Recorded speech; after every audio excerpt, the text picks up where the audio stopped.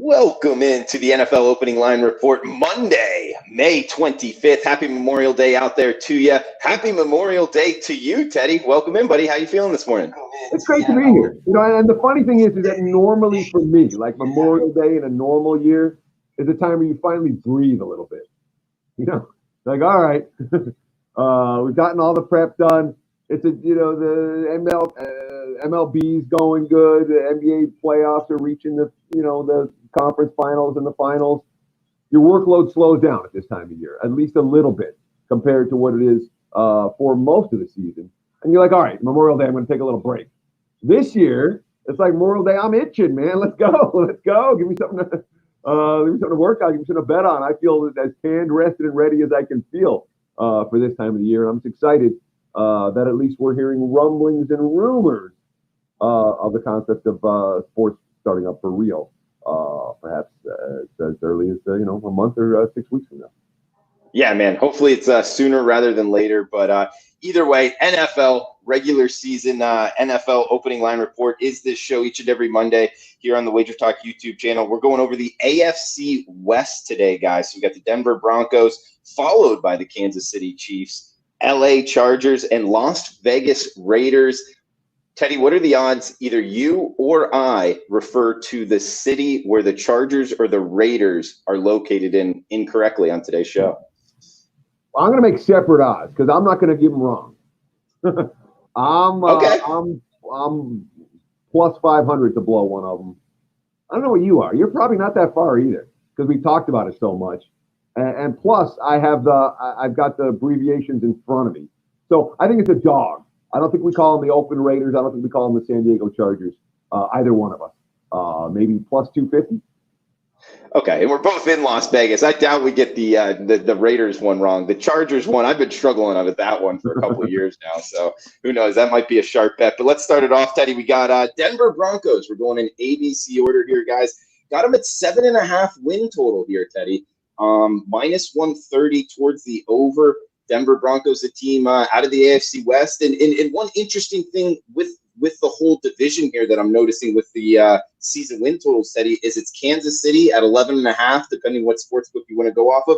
And then every other team, I'm seeing them lined right around that 7.5 number. So it's kind of a bunch here for number 2. But Denver Broncos, first team up here. Drew Lock is the quarterback. What are you thinking for the Broncos this upcoming year, Teddy? Yeah, I mean, let me start with a little overview about the division. As you mentioned, there's one clear favorite with the Chiefs. And I've got the Chiefs, we'll call them 11.5. They're lying, you can find at 12 with Kansas City with some juice at the under. I'm not sure how much longer that's going to be there. The prevailing number is certainly 11.5 in Kansas City. And every other team in the division, as you mentioned, lined as a sub-500 squad. The Broncos, you can call them at 7.75 right now. You can find them at 7.5 or at 8. Same thing with the Chargers. You can find them at 7.5 or 8.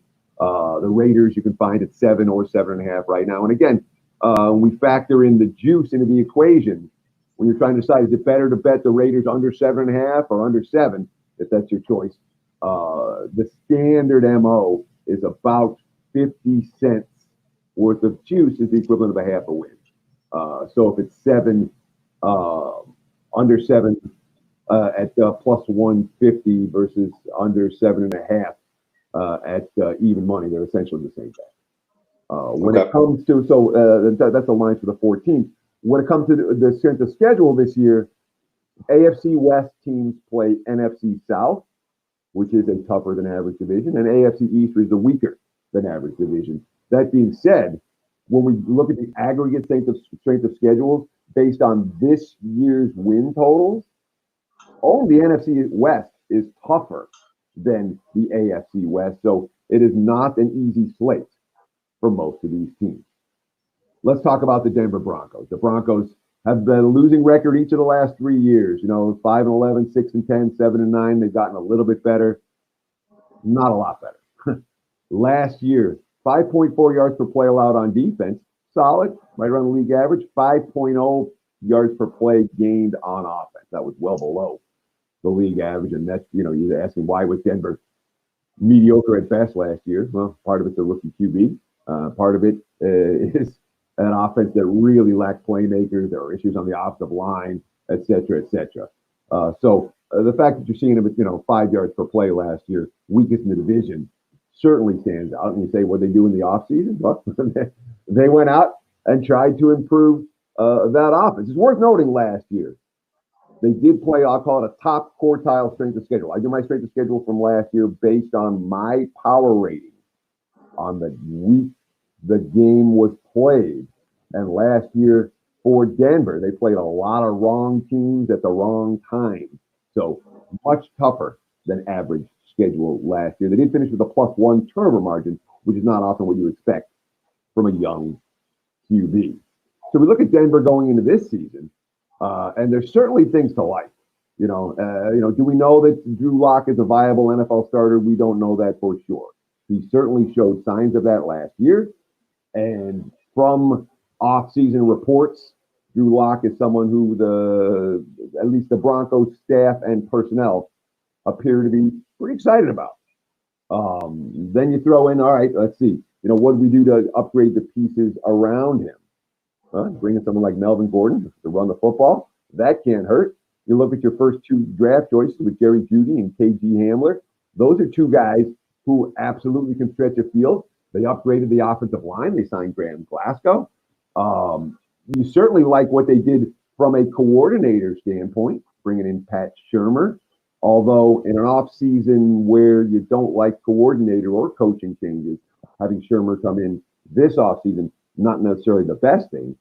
And this defense, they let Chris Harris leave. Okay. But they were able to get A.J. Boyer and Jarrell Casey for basically nothing. I was impressed with Denver's offseason.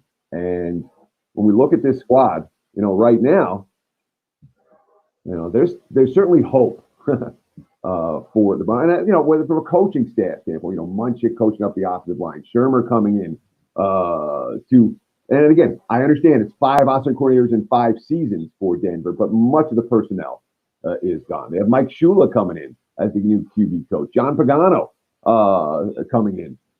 I really like this from an organizational standpoint.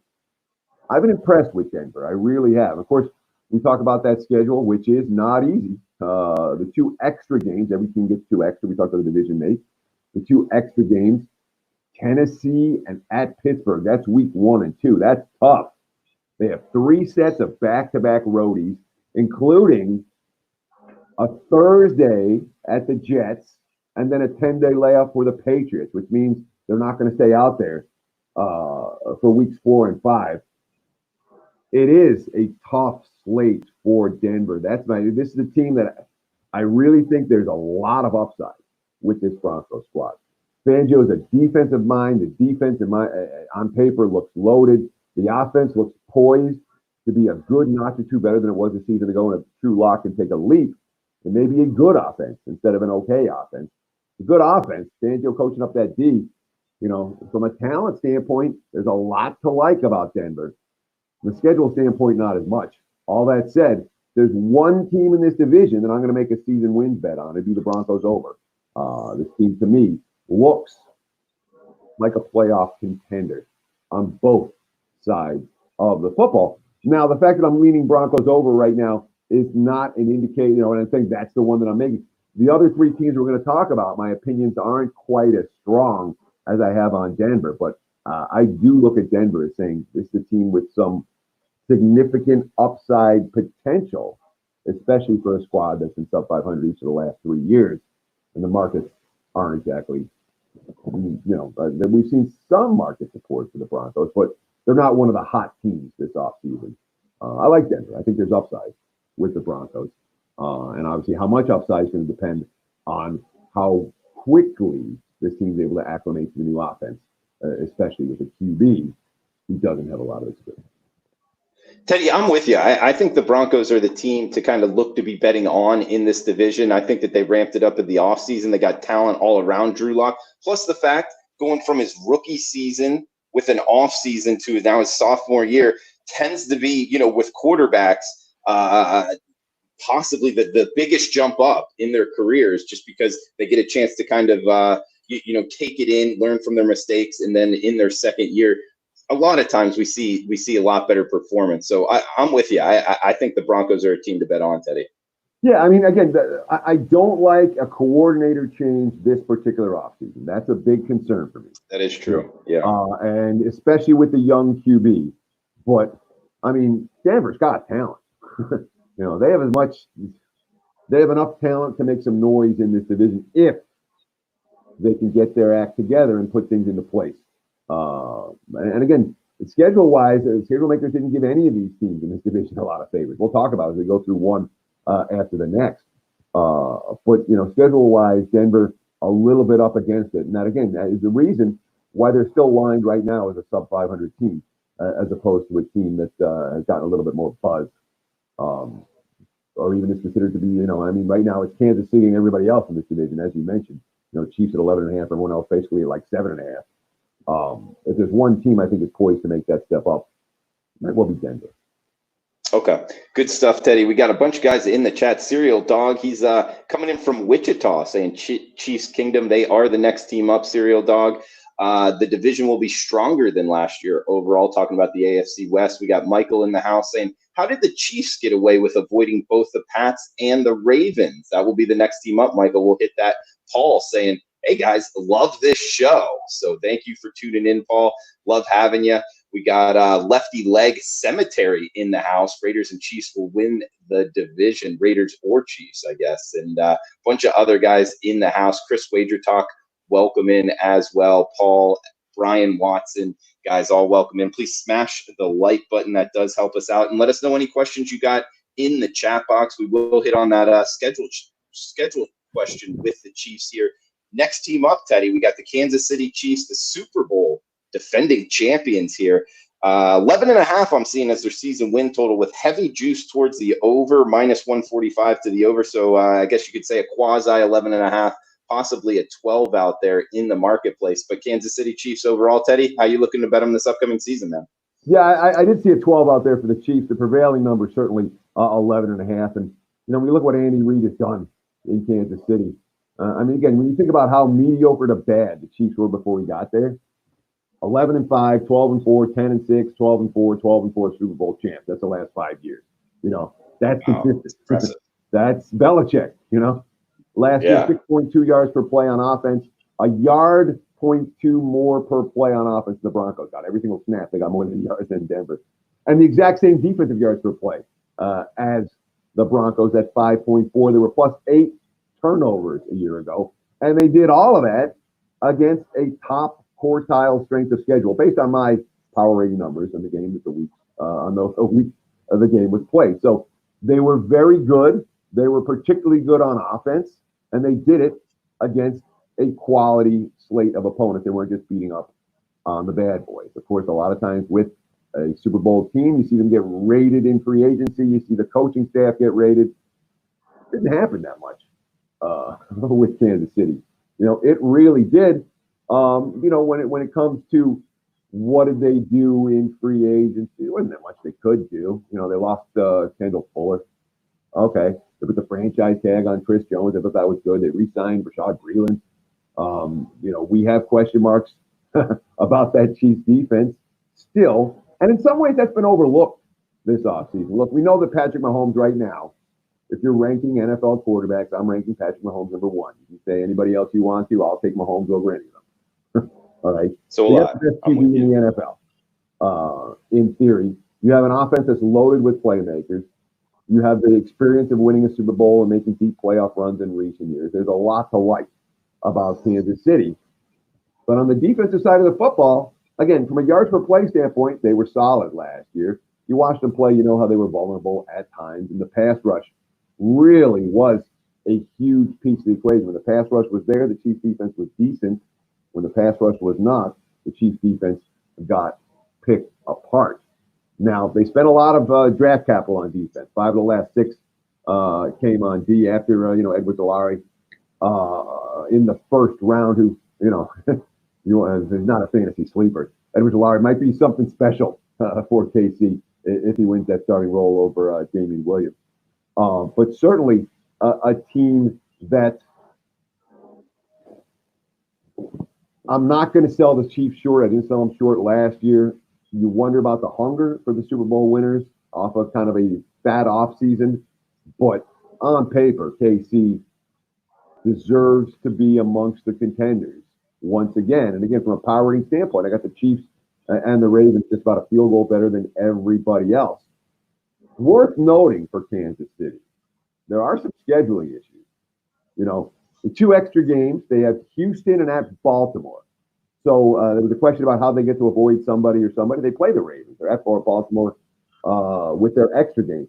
All 8 of their road games, Kansas City, are in back-to-back sets. So the back-to-back in the road 4 different times, including a stretch of 4 road games in 5 weeks after the bye, weeks 11 to 16. It's not what I would consider to be an easy schedule for KC, not by any stretch of the imagination. And again, over the past half decade, your teams lined 11 and a half, 12 wins. The teams at the very top, they've been good over bets, consistently good over bets. I still have a hard time getting the window asking KC to win 12 games this year, coming off the Super Bowl title, given the concerns I have about their defense. They feel like a team that's going to be 11 or 12 wins. You know, they feel very good. But when you start talking about betting teams over 11 and a half, you betting teams over 12, you get a plus price return. Things got to break right, and they got to stay healthy. And a lot of things broke right for KC last year. And they didn't stay all that healthy, but they stayed healthy where they needed to. You know, they're lined appropriately. KC deserves to be one of the contenders at 11 and a half. I'm not playing them over. And Teddy, I mean, their defense did come on, you know, in the second half of the season there because of the health that you were talking about. They got some guys back on the defensive side. I mean, how much would you factor that in terms of their defense improving? I thought it made a big difference down the stretch, no question. But if you're looking at KC on a game-by-game breakdown last year, look at the games where they had 2 or more sacks defensively. Look at the ones they didn't. You know, when the pass rush was there, the defense was solid. When the pass rush wasn't able to effectively harass opposing quarterbacks, the secondary wasn't good enough to stand up by itself. So for KC, it's all about the pass rush. I mean, it really is. I don't know if I answered the question. What was the question? Just how much do you factor in, you know, the defense improving? Because it sounded like you had some, you were a little skeptical of the Chiefs' defense this upcoming year. Well, look, I mean, KC, it wasn't like I wasn't a KC believer last year. I was a KC believer last year. We cashed the Super Bowl with the Chiefs, et cetera, et cetera. And the defense made all the plays down the stretch and won them that game. It's not a defense that is hopeless, but it's certainly not a defense that, by any stretch of the imagination, we're not calling the Chiefs an elite defense. We're not calling it, you know, if Kansas City's not averaging 4 touchdowns a game, they ain't going to the Super Bowl. You know, this isn't a defense. It's an offense that's going to win them games, and the defense is going to keep them in games. And that's the way it was a year ago, and I don't necessarily see that changing in 2020.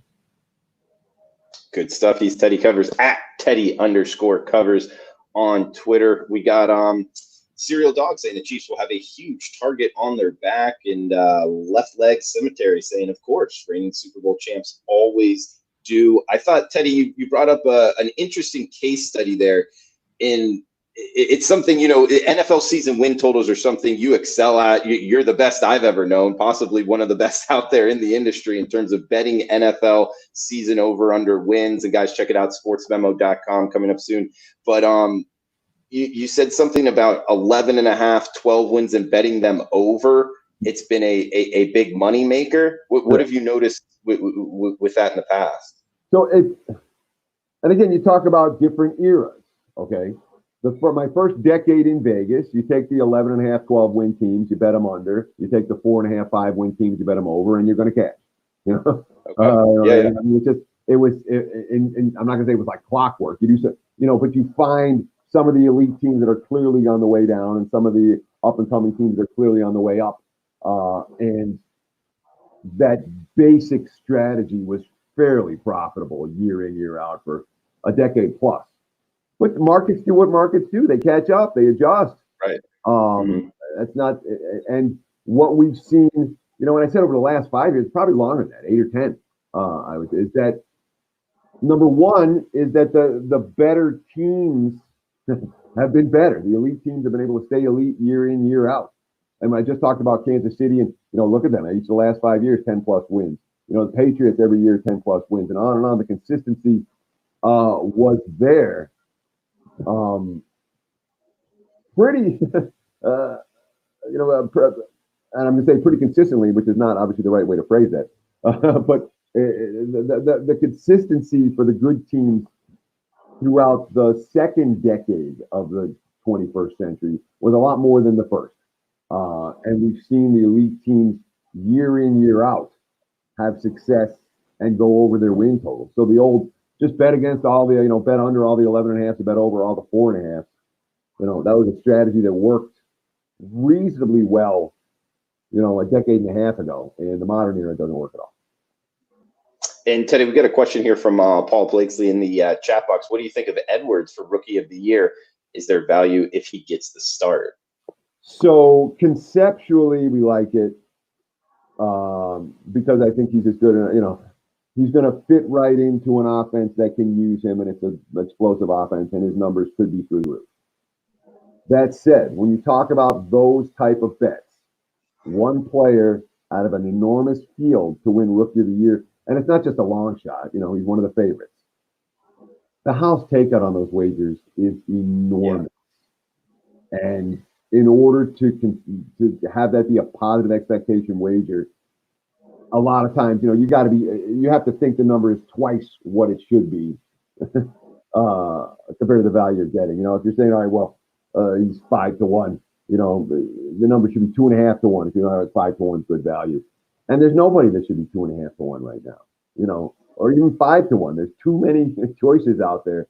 It's not a bet that I would make. He's certainly live, but your ROI, your return on investment, and the amount of time you have to lock up your bankroll for this wager, and the fact that there are, dozens of choices, it's not what I would put into the positive expectation category. 100% with you guys. It's always tough to, make those long futures bets. One, the time that they're holding your money, and another reason because of the house takeout. There's just a lot more of it rather than the season win totals like Teddy's so good at. But yeah, what's up, Teddy? And I'll be honest with you, it's not like it's an impossible bet, a terrible bet, but you want to be getting big numbers. Okay, I don't want to take a flyer on a 5 to 1 guy. I'm going to take a flyer on a 50 to 1 guy who should be a 5 to 1 guy. That's where you're going to find whatever type of value there is on that type of a betting board. It's not the chalk. You got to find if you're looking to bet Rookie of the Year, you're looking for live long shots who can pay off. They're not going to cash very often, but if they're live, that gives you some play. So I would definitely look deeper as opposed to the favorites in that category. Even though, again, we are talking about a running back who should be the favorite or one of the favorites for Rookie of the Year. He deserves that, but the price isn't right. Teddy, we got 2 teams left here. Guys, we're talking AFC West for the next 20 minutes or so. So throw out any questions you got in the chat box. Hit us up on Twitter at DrewMartinBets, at Teddy_covers. We got a third team up here, Teddy. The LA Chargers, not to be confused with the San Diego Chargers, 7.5 being their season win total, -130 towards the over there. So it looks to be a pretty legit 7.5. You might be able to find some 8s if you're looking to go on the under. Of course, Justin Herbert, their 6th pick in the NFL draft, but they also got Tyrod Taylor. So a little bit of a quarterback conundrum, maybe quarterback controversy here, Teddy, or who knows, maybe it works out all in the Chargers' favor. But overall, replacing Phillip Rivers could be a little bit tough here. What are you thinking for the Chargers this upcoming season? Phillip Rivers stunk last year. 20 INTs to 23 touchdowns, a lot of bad throws for Phillip Rivers. From a statistical standpoint last year, the Chargers stood out like a sore thumb.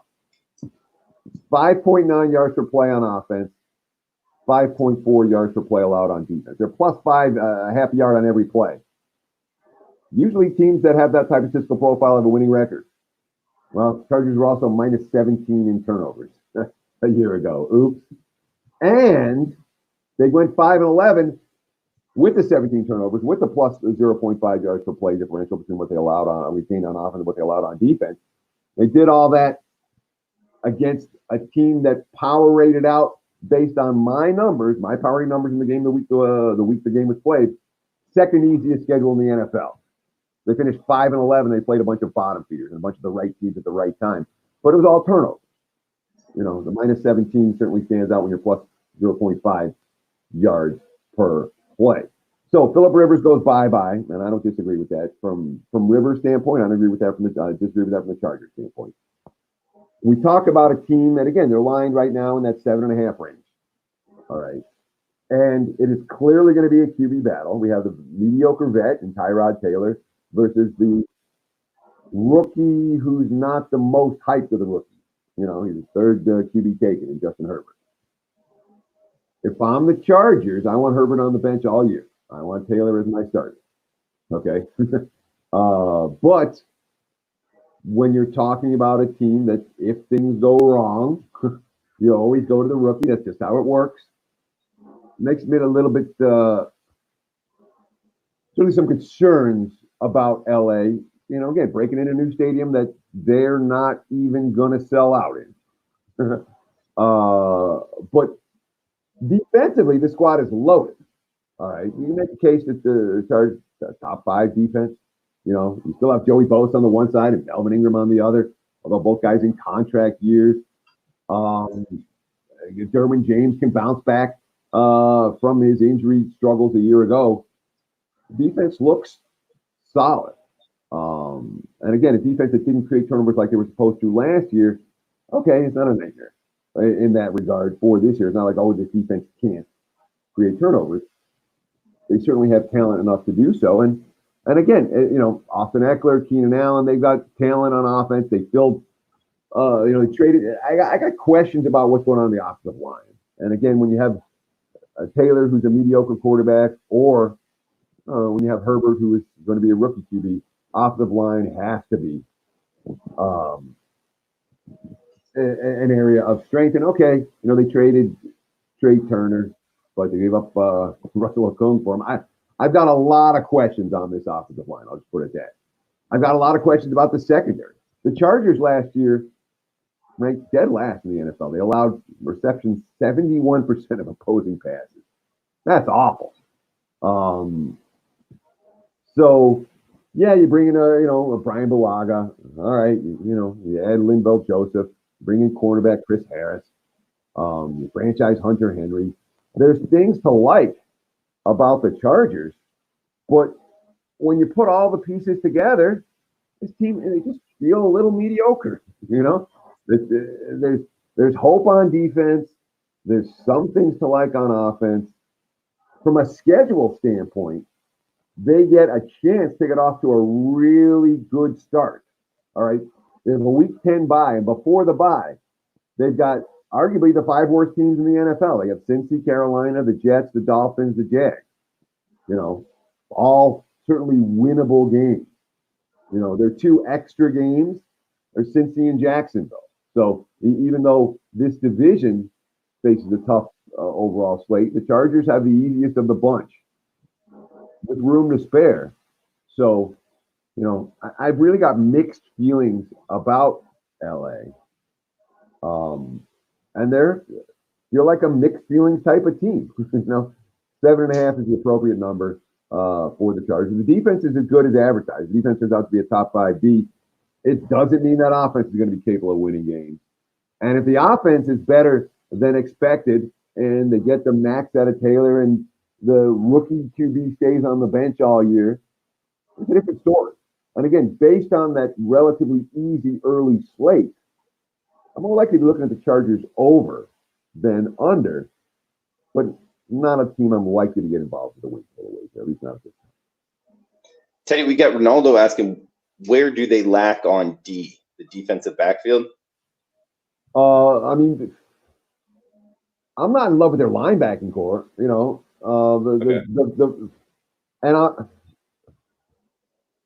they certainly have a defensive line and a pass rush that is likely to create some trouble. The back 7, I have my share of question marks. I really do. And again, a strong pass rush makes up for a lot. Oh, yeah. It can cover up a lot of inefficiencies in the defensive backfield, the defensive line that gets after it. Sure. Just ask the Chiefs from last year. And on paper, I've heard I've read reports and heard others talking today. This is a top 5 defense. It's a top 8 defense. Maybe. Last year was middle of the pack defense. And I certainly don't think it's a below average defense, but I'm not convinced that it's elite. I rank them, middle quartile. Okay. And Teddy, you brought up the fact of, the Chargers likely not even selling out the season in their new stadium. What about over under 5.5 years the Chargers are still playing home games in Los Angeles? That's a hard number. It's an interesting number, but I can't even wrap my head around that. Okay. Because 5.5 years means another stadium's got to be built, or they have to move somewhere and share with someone. I mean, I got to think they're still in LA. I make them still in LA minus 150. Okay. I was also thinking, what Stadium Azteca in Mexico City? That was one of the livest NFL regular season games I've ever seen when they played down there. Mexico City Chargers? You don't think that could work? You think the players would want to do that? Possibly, yeah. What stipend you're going to have to give the guys to live in Mexico for the year? Well, they're already getting a huge advantage off of just the living expenses down in Mexico, and you're getting paid in U.S. dollars, so you kind of get a little bit there. I'll take the over on when we see a team outside the U.S.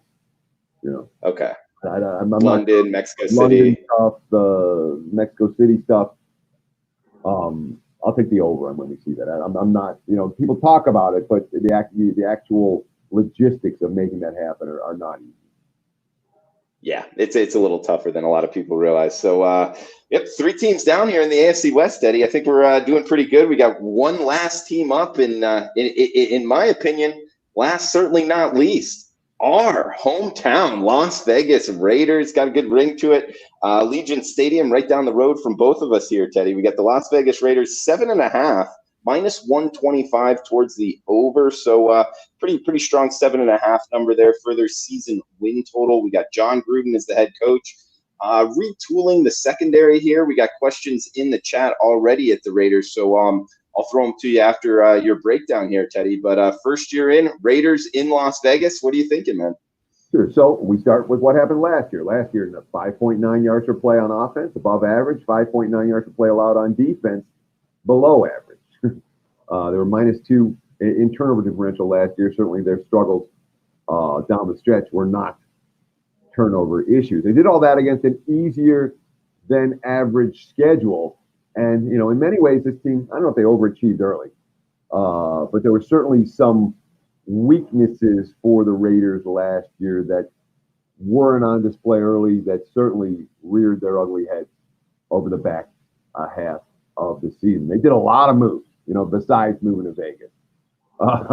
It's a team that wants to be ground and pound. Josh Jacobs, if John Gruden has his way, Josh Jacobs, the rookie last year out of Alabama, is the Raiders' offensive MVP this year. They'd love to get him 300 carries and just pound him up the middle and allow the passing game to complement the running game as opposed to the other way around. And certainly they have a type of offensive line that should be able to run the football when it comes to QB pressures and the like. It's an OL that has potential to keep Carr out of trouble. Of course, if Carr is mediocre, I really like the signing of Marcus Mariota. And again, what are they? $7.5 million guarantees, 2-year, $18 million deal. I thought it was a good deal, and you put some pressure on the QB who's there. You have a viable backup, and a viable backup with a skill set that fits into what your offensive game plan might want to be. So I really like that move for. Almost did it there. You almost got that plus 500 for Vegas. When you talk about the defense, and look, this was not a good defense last year. You bring in Corey Littleton from the Rams. That's a good. You bring in Nick Kwiatkowski. I think he's going to help. Demarius Randall's going to help. They brought in a fair amount. Malik Collins is going to help. They really spent some resources. Carl Nassib is going to help. Jeff Heath is going to help. They spent a fair bit of free agent resources on the defensive side of the football. They brought back Richie Incognito, who is a person. We don't love him as a football player. He's pretty hot. And when you're talking about a team that lacked playmakers last year, you look at the top 4 picks, man. Henry Ruggs, Lynn Bowden, Brian Edwards. All 3 of those guys are playmakers on the outside of the football.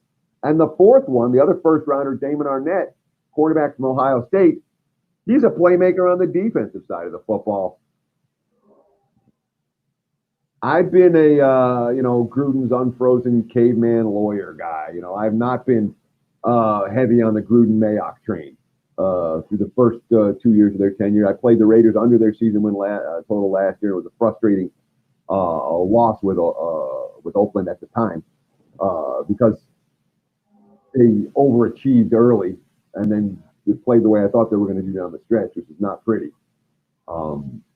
There's hope for this team this year. This is a team. This was a roster that when Gruden got it was as bare could be. And they're 3 years in, and there's hope on both sides of the football for the Las Vegas Raiders. Are they a playoff team? I don't think so. And a lot of it has to do with the schedule. You look at their 2 extra games. Again, this division as a whole plays NFC South and AFC East. So it's one of the tougher division schedules in the league. And then here's the Raiders. Their 2 extra games, Cleveland and Indy, which is 2 teams that kind of underachieved last year that both have the potential to be a lot better this year. That's tough for Vegas. They have a relatively easy game week 1 against Carolina. They're favorites in that game. It's near pick'em. After that week 1 game, Saints, Pats, Bills, Chiefs, Bucks, Browns, then 3 divisional games back to back through week 11. Ouch! Again, let me read that again. After that week 1 game, Saints, Pats, Bills, Chiefs, Bucks, Browns, and then back to back division once again. Yeah. That's tough.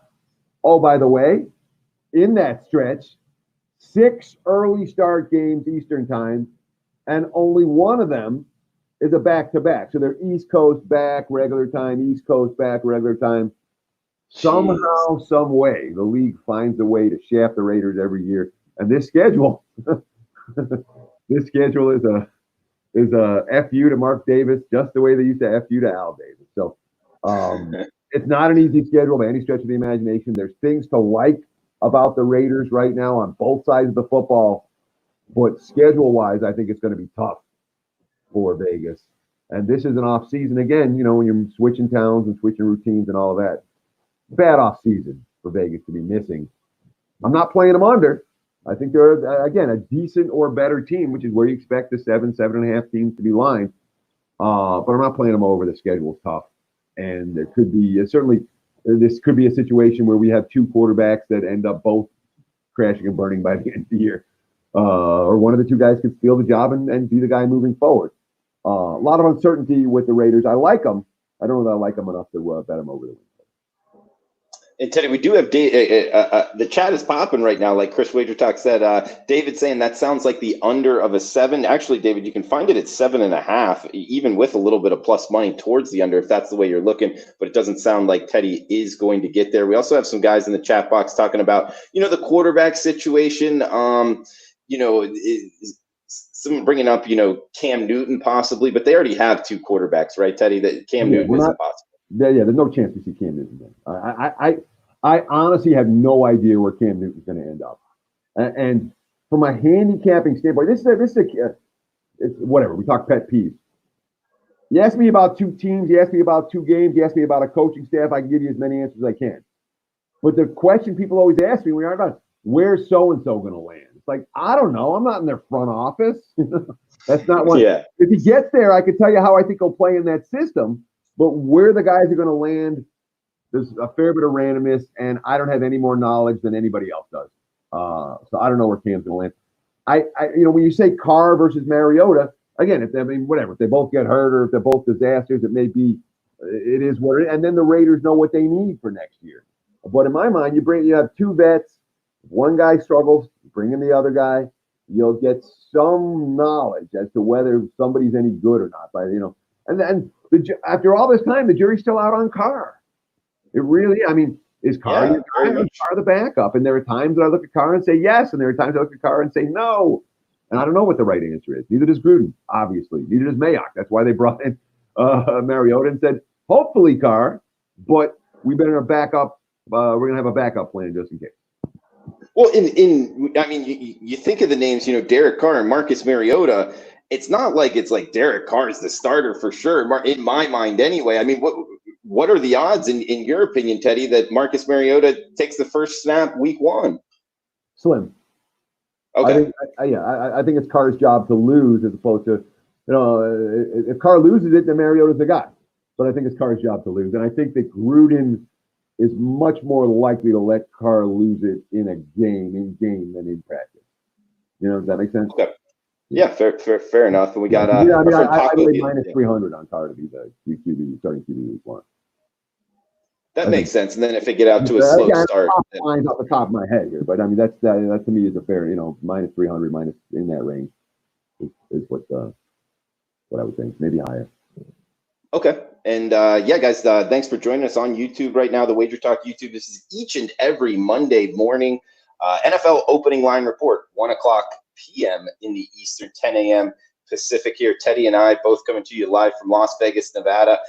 Throw out any questions in the chat, guys. We'll hit them here before we kind of close it up here. Paco Healy in the chat. What is up, buddy? December 17th, Chargers at Vegas. He's coming to us from San Diego. Excited about that one. We also got the Dolphins visiting Las Vegas. Teddy, an article that I read actually shortly before we came on, the Las Vegas Raiders having the most in demand for ticket sales for the NFL, new ticket sales. A lot of that obviously coming from I guess their opposition, so not sure how much this whole COVID-19 is going to affect their home field advantage. That's an interesting handicap in itself. But do you think the Raiders are hurt more than other teams by fans not being in the stands, or are they helped more than other teams by fans not being in the stands? And again, everything that we're seeing right now is theory, maybe, kind of, we don't know, sort of, there's nothing when it comes to how teams play without fans that we can say with any degree of certainty. What we're doing, we're watching other leagues. Right now, there's no home field edge in Bundesliga in Germany, and everyone's talking about it. There's no home field edge whatsoever. Will that be the case in the NFL? Potentially. It's certainly a very different scenario when it comes to factoring in home field without any crowds. Now, I don't look at the Allegiant Stadium necessarily. I wasn't going into the season saying, I'm going to give Allegiant Stadium a 3.5 or a 4, like the way the Vikings have been in recent years for their home field edge, or the Saints. Some of the teams that have, a home field edge that is greater than, from a point spread perspective, that is greater than the average, that is greater than the norm. I certainly wasn't looking initially to do that with Vegas because, as you mentioned, yes, they're going to sell out. Yes, demand is high.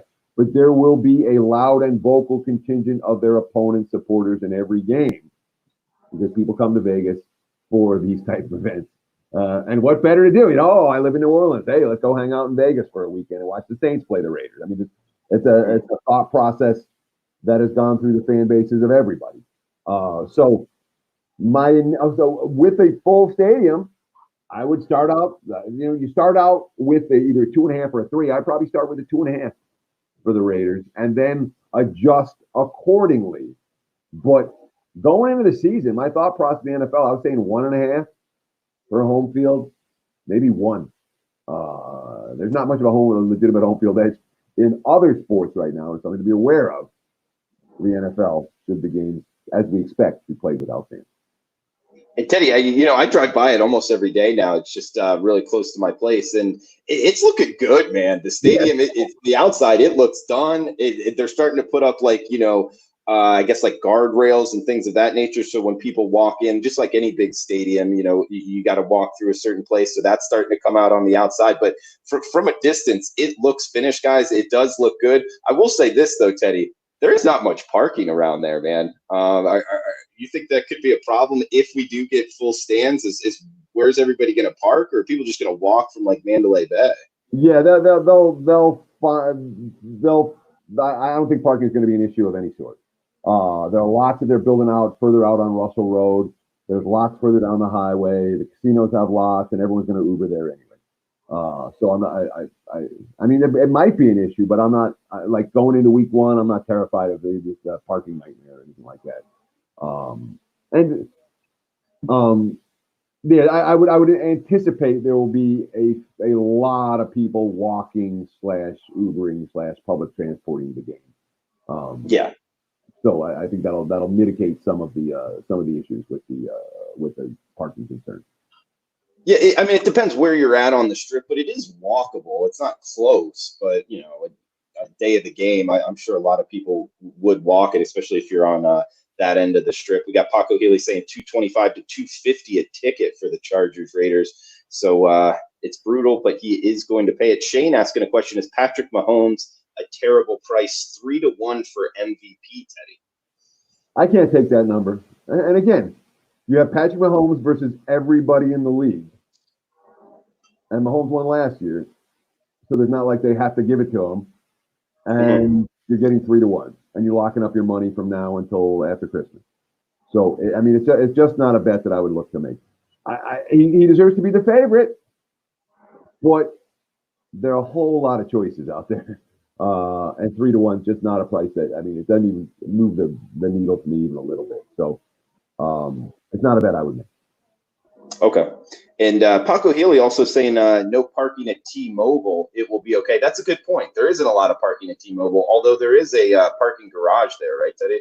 Yeah, there's multiple parking garages you can use for T-Mobile. But, and again, the answer is we'll find out. I'm worried about it because I got to go past the stadium to get to the strip, on the highways, like from my house. I'm coming, I live on the south side of town, so I'm going past. So if there's like stadium traffic, it'd be a nightmare. That being said, I never go anywhere on Sundays. I sit, I'm sitting at home. Yeah. Deal. The home office works just fine for NFL Sundays.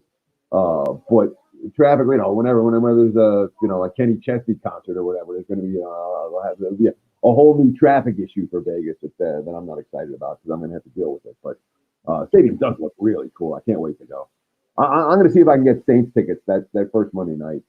I want to check out that venue. Yeah, that would be a lot of fun for sure. Well, Teddy, we're up against the time. Last question here. Will the NFL allow fans first week of the regular season? Yes, plus 175. No, minus 260. Any opinion on that bet? That's a tough spread, minus 260 versus plus 175. That's a nice little house takeout that you got there. Any fans?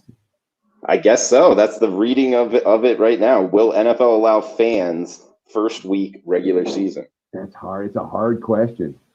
I can only take the plus price, yes, because I wouldn't be surprised if they do allow some fans. But I don't think it'll be, it's not going to be a sold out stadium. Whether they allow, if they say, all right, 10,000 fans can get in and you guys got a social distance, to me, that makes sense and doable. But of course, then you have to figure out who gets the ticket. I think that'll be harder in college than it is in the NFL, but either way, the answer is I don't know. I'm sorry. I don't know. No reason to be sorry because I don't know either. It is an interesting one. The social distancing could work though. But hey, guys in the chat, really appreciate you joining us. It was popping the whole show. Please smash the like button on your way out. Teddy, anything else you want to throw out before we shut this down? Yeah, I mean, I want to say Happy Memorial Day. I want to give thanks to all who fought for our country and died for our country so that we could be here today talking about sports. I want to say thank all you guys in the chat for hanging out, spending part of your holiday with us. It's always, we were debating, should we go on Memorial Day? Should we take the day off? I'm like, no, let's do it. There'll be people out there. And we were right. So thank you for taking time out of your holiday to hang out with Drew and I. And we'll be back again next week. What's next week? Is it AFC North? NFC North, I think. Yeah, got NFC North, and then we close out with NFC South after that. Or no, we're on AFC. Yeah. AFC North. AFC North, I believe. But we can double check it. It is AFC North, 100%. I apologize for saying it wrong. Yeah. So next week we'll talk Ravens, Browns, Steelers, and Bungles. And follow him on Twitter at Teddy_covers, myself on Twitter at Drew Martin Bets. Guys, feel free to throw out any questions to us, and we will answer them on the next show each and every Monday morning. NFL Opening Line Report, 10 a.m. Pacific time. Guys, thanks for joining us. Best of luck with your bets, and remember to wash your hands. Enjoy your Memorial Day.